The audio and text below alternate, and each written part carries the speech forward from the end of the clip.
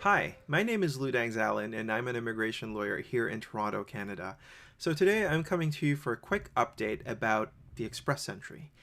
Today, Immigration Refugees Citizenship Canada decided to drop a bombshell. They did a draw on a Saturday on a long weekend. Normally they would do this on a Wednesday. And what's interesting about this is the cutoff score 75. Yes, you heard that right. 75, 75. And the number of invitations issued for applications for permanent residence is at 27,332. And normally they would be at around 3,000 to 5,000. So this is huge. So that being said, what is Express Entry? And very briefly, Express Entry is Canada's intake system for economic immigration. It is points based, largely drawing from what they call the comprehensive ranking system score. And they do rank candidates who enter the Express Entry pool according to their human capital factors such as age, education, and work experience, and other things such as Canadian work experience, whether you took a Canadian education program and completed it in Canada, etc. And what do you do if you get an invitation to apply? So that's usually the cause for confusion. A lot of people who think that they're in the Express Entry pool, that they're in the process of immigrating to Canada. Yes and no. Technically speaking, you're not really on your way yet until you apply for permanent residence. And the APR is actually something that you can only do once you receive the invitation to apply. And those 27,332 people who are principal applicants may be able to bring their loved ones, their family members, their dependents with them. So let's assume that 27,332 people do apply. If they're bringing their family, then we're looking at a larger number. In any event, what do you do if you get an invitation to apply? So first of all, you have to be mindful of the deadline. If you receive an ITA, a deadline will be indicated on your letter. Typically, it's about 90 days. But with COVID, extensions are generally given out very generously, especially in circumstances where you can't get your documents in time. What are the common mistakes? Well, a lot of it has to do with the required documents that you need to gather in that space of 90 days.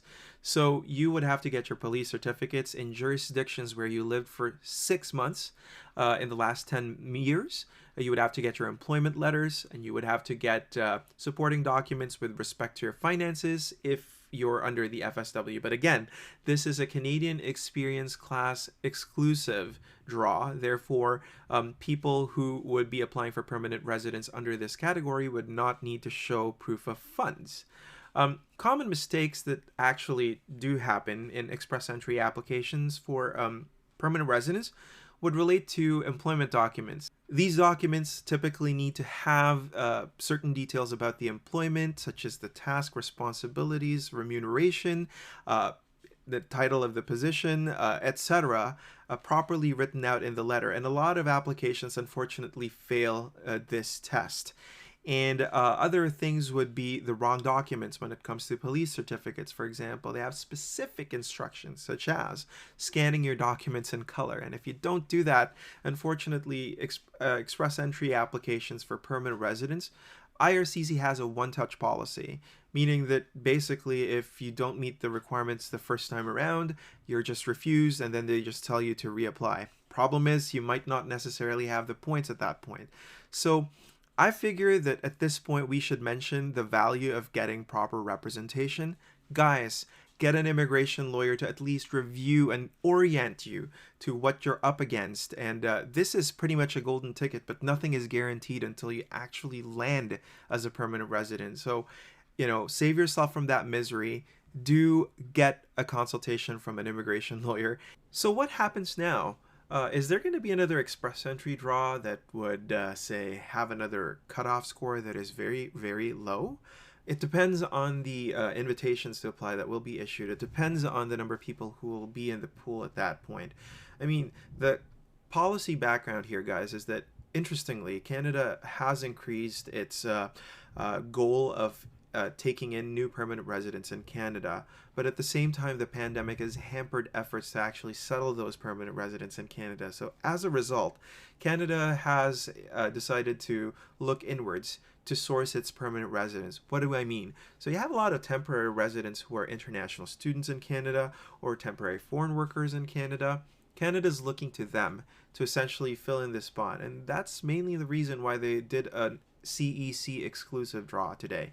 Mainly because there's an assumption that they're already here in Canada and they can be processed inland and they can land with no problems, because one of the biggest challenges for landing those under the federal skilled worker program is that a lot of them are not in Canada, and travel to Canada is currently restricted.